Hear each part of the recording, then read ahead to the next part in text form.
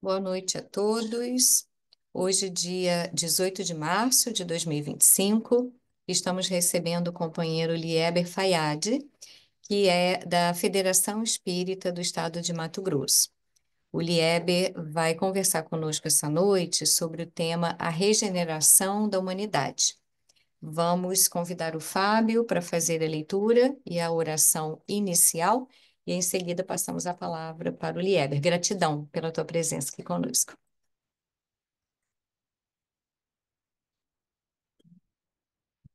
Boa noite a todos, boa noite, Lieber. Muito obrigado por se dispor a fazer essa palestra para a gente.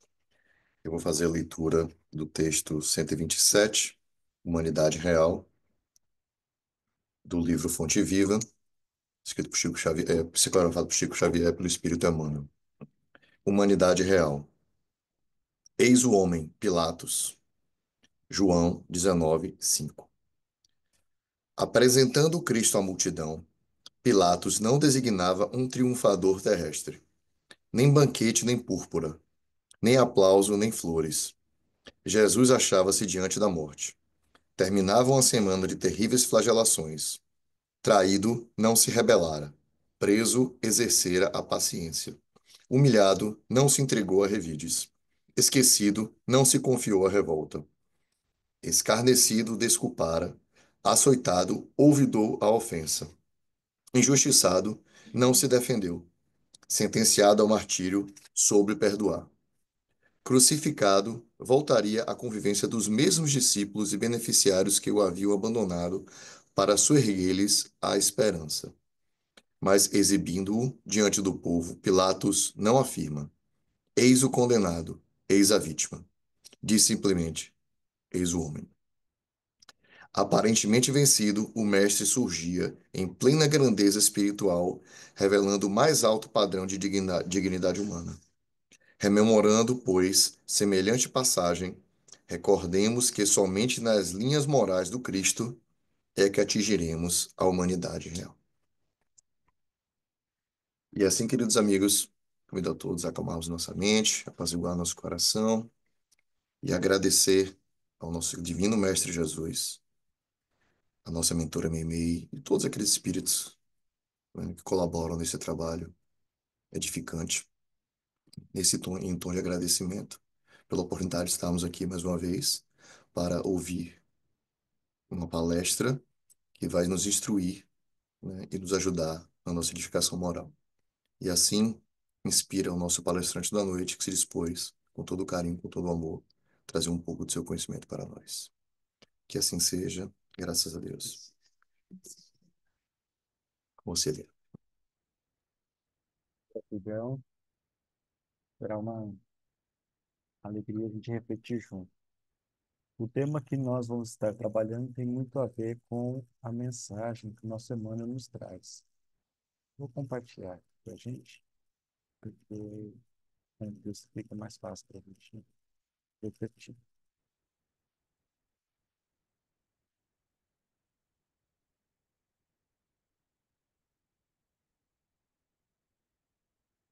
Nós vamos iniciar fazendo uma reflexão com base em O Livro dos Espíritos. Nós estamos exatamente a um mês da comemoração do aniversário de fundação da doutrina espírita.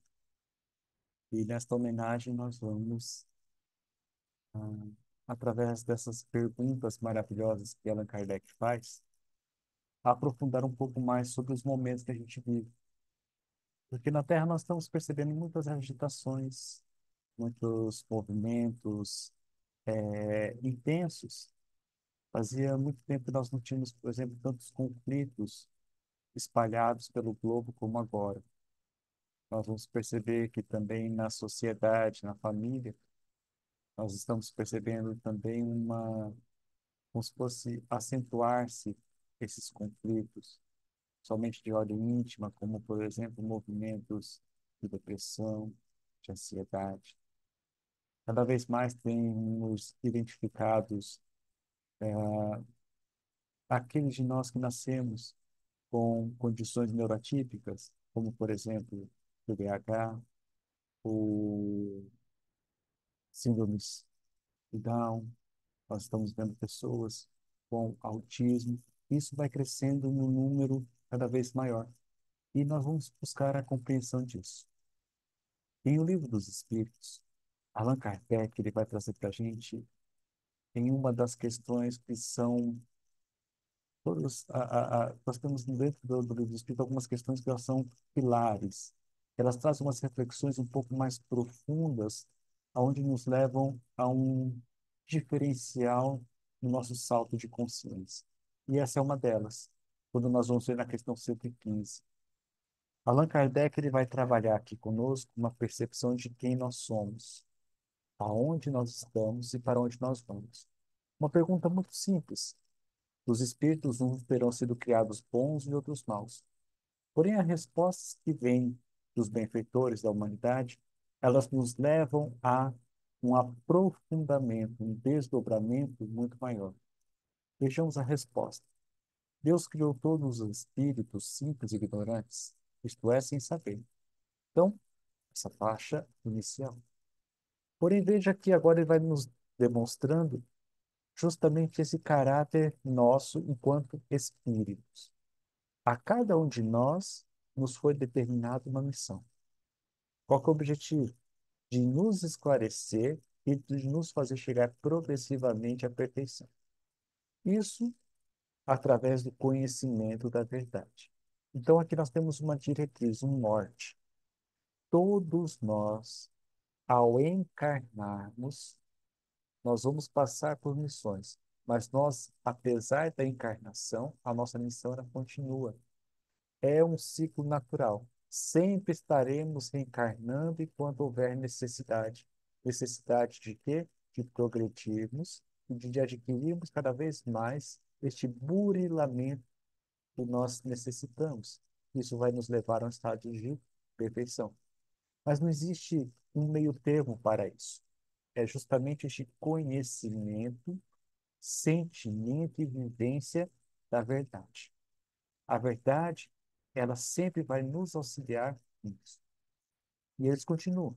É nesta perfeição que eles encontram, então, a pura e eterna felicidade.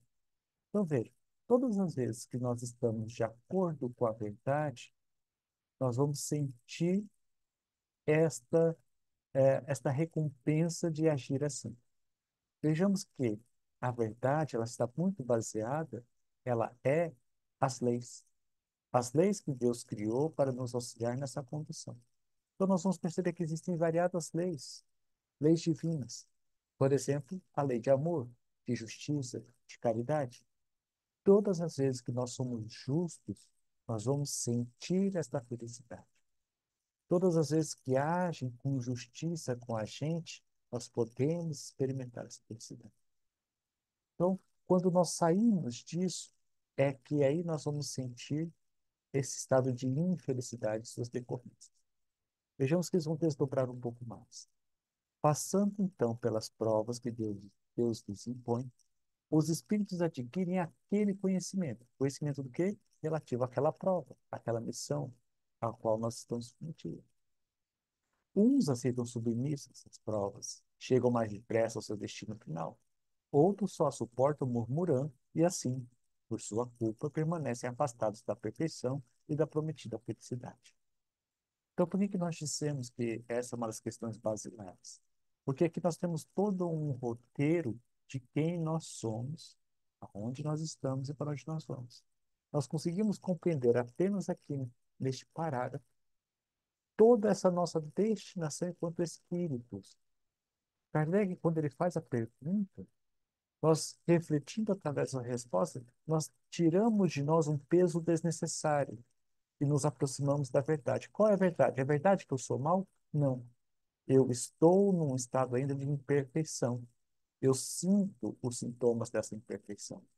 Mas a verdade é qual? Eu fui criado para desenvolver tudo aquilo que ainda preciso para poder me aproximar desta perfeição. Então, o que que é isso que eu preciso desenvolver? O que que é isso que me falta que precisa ser trabalhado? Então, nós vamos compreender que existem mensagens complementares em toda a obra. nós vamos ver que existe uma mensagem com muito carinho, com muita singeleza, que complementa de uma forma magistral essa resposta. Ela está em outra obra, do Evangelho segundo o Espiritismo. No capítulo 11, amar ao próximo como a si mesmo, com instruções dos Espíritos. Aqui é uma das mensagens de Lázaro, a lei de amor. Esta mensagem, ela é fabulosa, porque ela vai explicar desse campo, desta missão que nos compete e o nosso processo evolutivo. Vejamos o que ele vai nos falar. A lei de amor. O amor, ele resume a doutrina de Jesus toda inteira, visto que este é o sentimento por excelência. Então, aqui ele nos dá essa referência máxima, né? É o amor. Nós vamos ter justamente essas referências sobre a divindade como Deus é amor. Jesus é o amor. Então, o amor é quando nós sintetizamos em palavras todo um conjunto que nós vamos encontrar de virtudes, mas desse sentimento também, esse sentimento de excelência. E ele vai nos explicar o que é isso de sentimento. Os sentimentos são os instintos elevados à altura do progresso feito. Olha o paralelo que nós já conseguimos fazer aqui com a questão anterior, na 115. Quando lá fala que Deus nos criou simples e ignorantes. Ou seja, nós fomos dotados de um processo instintivo que vai nos auxiliar nessa condução. Quando nós vamos para o campo da ciência, a ciência vai dizer que o ser humano ele é dotado de uma característica animal. Nós não distinguimos enquanto seres vivos da questão dessa necessidade animalizada. O que vai trazer de diferença em relação a isso? É que nós não somos animais, nós somos seres humanos. E seres humanos têm outras necessidades, outros atributos. Nós temos uma capacidade de fazer escolhas e responsabilizarmos por nossas escolhas. E com isso nós vamos evoluindo, aprendendo com tudo isso. É essa condução que Lázaro vai nos ajudar a compreender. Nós temos instintos, mas esse instinto, ele pede orientação. Ele pede ser trabalhado para que nós consigamos, através disso, progredirmos no caminho evolutivo. E olha só como que ele continua. Em sua origem, o homem só tem instintos, mas quanto mais avançado e corrompido, olha o detalhe, só tem sensações. Porém, quando instruído e depurado, tem os sentimentos. E o ponto delicado do sentimento é o amor. Não o amor no sentido vulgar do termo, mas este sol interior que condensa e reúne em seu ardente foco todas as aspirações e todas as revelações sobre o mundo. Então, retornando aqui, olha o caminho que ele vai nos dizer. A sensação. O maior órgão do ser humano é a pele. Nós somos seres sensitivos, sensíveis. Nós temos uma capacidade de sentir. Nós temos, através dos nossos cinco sentidos, a capacidade de captar o mundo à nossa volta. Os nossos olhos vão enxergar tudo. Os nossos ouvidos, escutando o que acontece. Nosso paladar, olfato, tato. Então, esta sensibilidade para que percebamos de uma forma um pouco mais tátil, tem um porquê. Vai nos auxiliar a desenvolvermos o sentimento, como instruindo e depurando. É quando nós vamos perceber as nossas necessidades instintivas pedindo orientação. Quando, por exemplo, nós temos uma tendência muito grande à gula, a estarmos lidando, por exemplo, com as nossas frustrações através da comida. Quando nós estamos com as nossas frustrações ligadas, por exemplo, à bebida, aonde nós estamos com o nosso estômago buscando saciar-se para lidar com aquilo que nos acontece, nós estamos buscando uma sensação para poder lidar com algo instintivo. Então, quando é no instinto de preservação e eu me sinto ameaçado, eu entro nesse estado de ansiedade e eu sinto que ao comer eu vou estar protegido, eu vou então abusar desse instinto. O mesmo acontece, por exemplo, na área sexual. Se eu sinto de mim uma tendência muito forte a buscar sempre esta compensação sexual em tudo que acontece na minha vida, está pedindo orientação para que esta sensação possa ser instruída e depurada, para que eu possa, através disso, desenvolver cada vez mais, buscando a verdade, como nós vimos anteriormente na Santa Doutrina, compreender o que me acontece. Eu vou passar a ter de uma forma mais consciente aquilo que eu estou sentindo.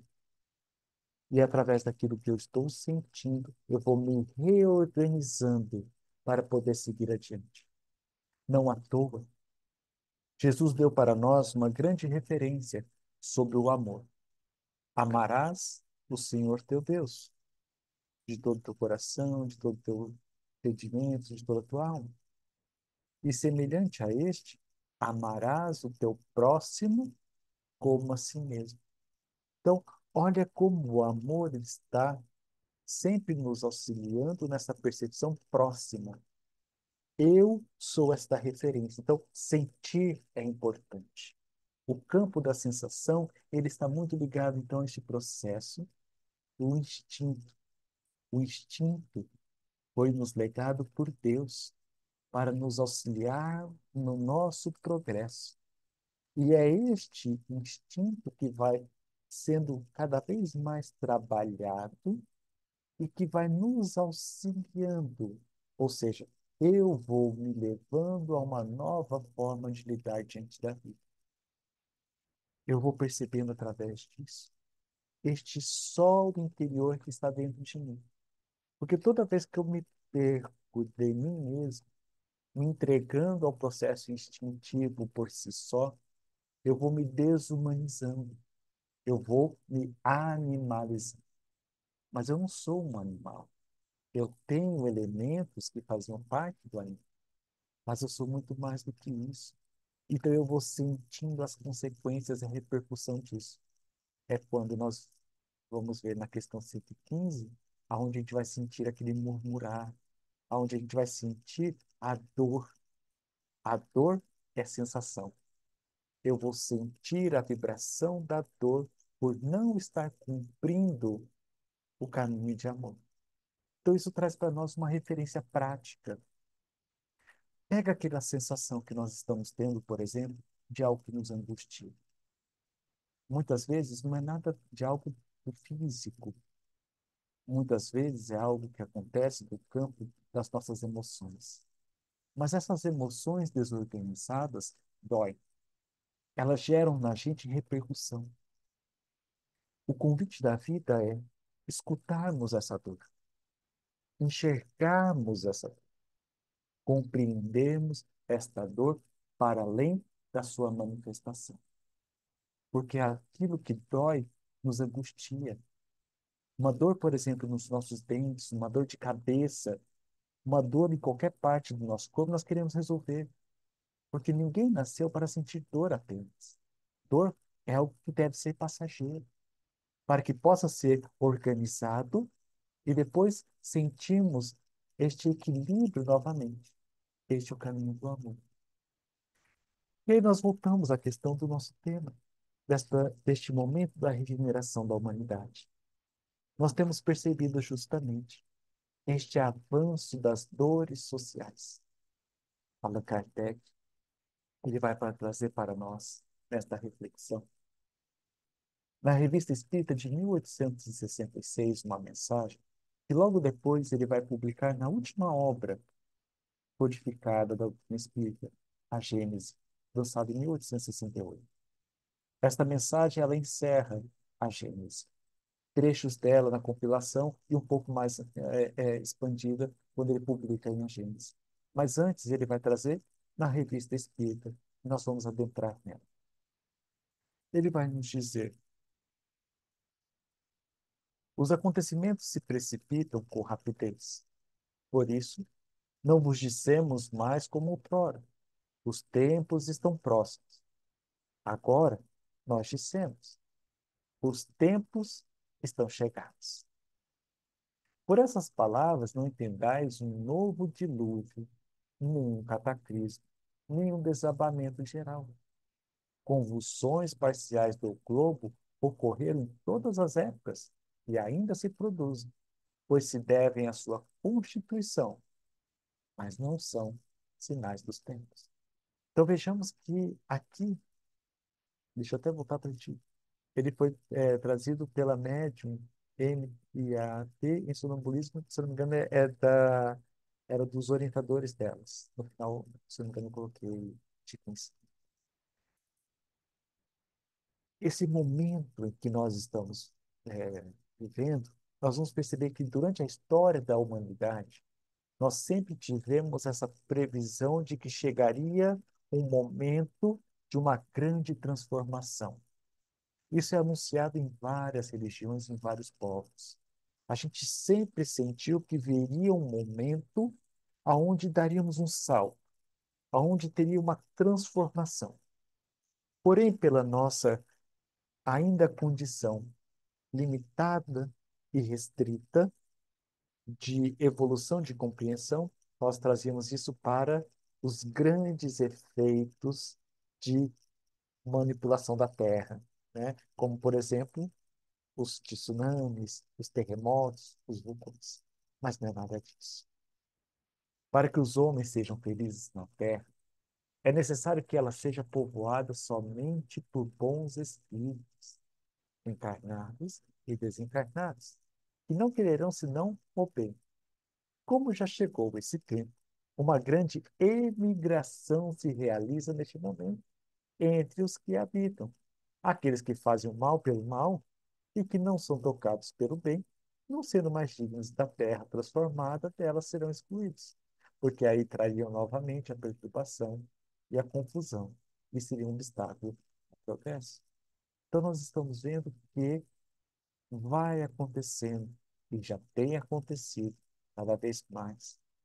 Semelhante ao que Emmanuel vai narrar para nós em A Caminho da Luz, o que aconteceu com aqueles habitantes da constelação de Capela.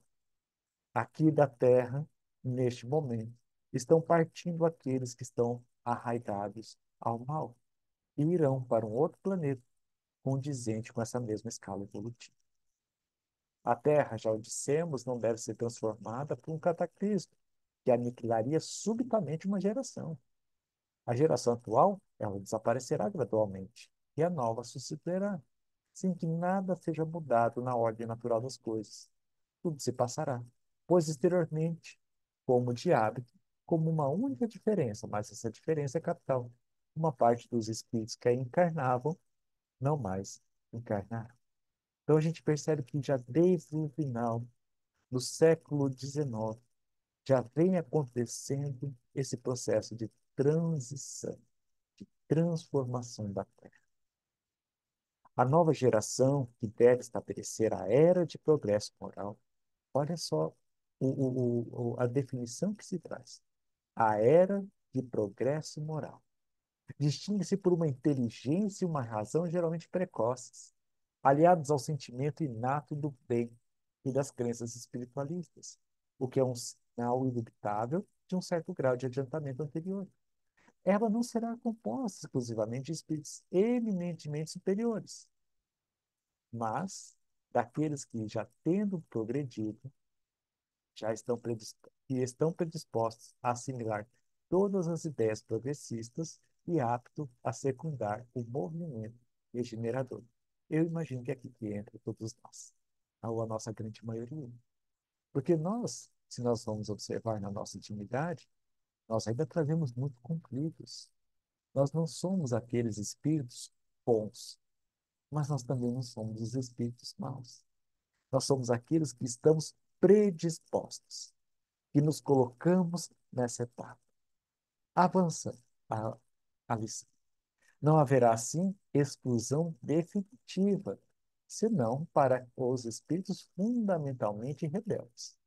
Aqueles que o orgulho e o egoísmo, muito mais do que a ignorância, tornam surdos à voz do bem e da razão.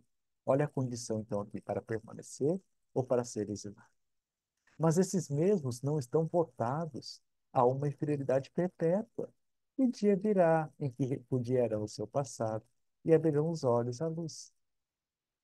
Ora, pois, orai, pois, por esses endurecidos, a fim de que se emendem enquanto ainda há tempo, pois aproxima-se o dia da expiação. E como se a destruição não marchasse bastante depressa, isso aqui é uma coisa que nós temos percebido cada vez mais. E vale uma atenção somente para nós pais em relação aos nossos filhos. Ver-se-ão os suicídios multiplicando-se numa proporção incrível até entre crianças. Aqui nós prestemos atenção em relação ao acesso dos nossos filhos às redes sociais, aquilo que se acompanha, as tendências que são lançadas. É preciso ter uma atenção maior, porque tem acontecido casos onde crianças entram, seja por ações virais, seja por convite de colegas, seja de uma forma criminosa, a cometerem contra si mesmos inúmeros prejuízos. Então, precisamos estar atentos, porque o nosso tempo que nós vivemos hoje pede isso. A loucura jamais terá ferido um maior número de homens que antes da morte serão riscados dos números dos vivos. São estes os verdadeiros tempos. E tudo isto realizar-se-á pelo encadeamento das circunstâncias, assim como dissemos, sem que em nada sejam derrogadas as leis da natureza. Contudo, através da nuvem sombria que vos envolve e em cujo seio ruge a tempestade, observai que já surgem os primeiros raios da Era Nova. Isso foi na década de 60 do século XIX, e já nos convidando a perceber a verdade. Qual é a verdade? Que já começamos, naquela época, este processo da nova era. Hoje, mais intensamente ainda. Continua. A fraternidade lança os seus fundamentos em todos os pontos do globo. Os povos se estendem as mãos. A barbárie adquire hábitos familiares ao contato da civilização. Os preconceitos de raça e de seita, que fizeram correr rios de sangue, se extinguem. O fanatismo e a intolerância perdem terreno, enquanto a liberdade de consciência penetra os costumes e torna-se indireita. Só para lembrarmos historicamente, no Brasil, ainda tínhamos escravos. Antes de tudo, dessa mensagem, melhor dizendo, depois dessa mensagem, o mundo passou por duas guerras mundiais. Mas nós vamos perceber que hoje, o nosso comportamento e o nosso sentimento diante destas situações não é mais o mesmo. Nós temos toda uma movimentação estruturada na sociedade, na percepção das religiões, nas famílias, e cada vez mais caminha para essa fraternidade universal. O Espiritismo, aqui é o nosso papel, é o caminho que conduz à renovação, porque arruína os dois maiores obstáculos que a ela se opõem: incredulidade e fanatismo, as duas contrárias à verdade. Ele dá uma fé sólida e esclarecida, desenvolve todos os sentimentos e todas as ideias que correspondem às vistas da nova geração. E é por isso que ele é inato e existe em estado de intuição no coração dos seus representantes. A era nova vê-lo-á, pois, crescer e prosperar pela própria força das coisas. Ele constituirá a base de todas as crenças, o ponto de apoio de todas as instituições. É a doutrina espírita a religião do futuro? Não, é o futuro das religiões. É esta orientação que nós temos em relação à doutrina espírita. Se eu sou espírita, Allan Kardec vai dizer para nós, e vivamos enquanto espíritas, espíritas sérios. O que é um espírita sério? Aquele que assume as consequências por ser responsável por si mesmo, por domar as suas inclinações más, por levar essa transformação íntima para a nossa educação, a nossa alfabetização moral, dos nossas virtudes, dos nossos valores. Encerrando, espíritas, o futuro é vosso e de todos os homens de coração e devotamento. Não temais os obstáculos, pois nenhum poderá entrevar os desígnios da providência. Olha como é esperançoso. Trabalhar sem desânimo e agradecer a Deus por vos haver colocado na vanguarda da nova falante. Só uma questão. Se nós formos perceber quantos espíritas estatisticamente nós temos no mundo, eu imagino que não chega a 1% nesta população de 8 bilhões. E se nós escolhermos ser espíritas, nós estamos à frente dessa nova era. Com qual tipo de conhecimento? Instrumentalizado de que forma? E tudo isso, tal qual a parábola que Jesus nos coloca, os talentos, para fazer o quê? Para enterrar o nosso talento ou para multiplicar esses talentos confiados pelo Senhor? É um posto de honra que vós mesmos pedistes, e do qual vos deveis tornar dignos pela vossa coragem, perseverança e devotamento. Três caminhos necessários. Coragem, acessar essa força do coração para realizar o que precisa reservar. Perseverança, para podermos continuar, apesar das dificuldades. E o devotamento, essa entrega nossa, justamente essa confiança que do alto há alguém e sua luz é incessante. É a luz do sol de amor que irradia por todos nós. Como ele nos coloca, que possa a nossa luz brilhar cada vez mais e mais, pois é chegado esse tempo de regeneração. Uma regeneração que começa e o único caminho é a partir de cada um de nós. Gratidão a todos e possamos ter uma boa semana. Gratidão a nossa. Lieber, você pode finalizar com a prece? Claro, obrigado. Jesus querido, mestre de amor e bondade, agradecemos, Senhor, a oportunidade de estarmos reunidos em teu nome, envolvendo, Senhor, a cada um de nós, a esse espaço de amor e fraternidade, sensibilidade, envolvendo, Senhor, nossos familiares, nossos lares, nossos amigos. Mas, sobretudo, Senhor, pedimos o amparo àqueles que ainda trilham um caminho mal da ignorância. Possa nos auxilia a ser instrumentos úteis de obra, espalhando o perfume de paz a todos os corações ansiosos, a todos os locais onde se faz necessário esta compreensão. Auxilia-nos cada vez mais a sermos bons instrumentos úteis do amor. Gratidão, Senhor. Gratidão por cada oportunidade, por cada instante, por cada experiência. Esteja conosco hoje sim.